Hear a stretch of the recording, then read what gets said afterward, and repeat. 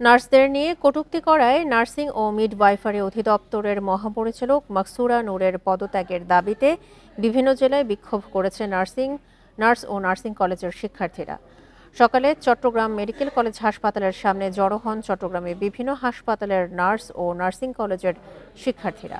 এ সময় আন্দোলনকারীরা নার্সিং কাউন্সিলের নন নার্সিং প্রশাসন ক্যাডারদের অপসারণ ও নার্সদের পদায়নের দাবি জানায়।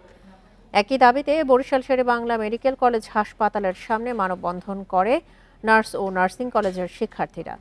নার্সদের সাথে সৌজন্যমূলক আচরণ ও মিডওয়াইফারি অধিদপ্তরের মহাপরিচালকের পদত্যাগের দাবিতে নার্সিং সংস্কার পরিষদের ব্যানারে মানববন্ধন হয়েছে শেরপুর, মাগুরা, ঠাকুরগাঁও এবং নোয়াখালী সহ সারা দেশে।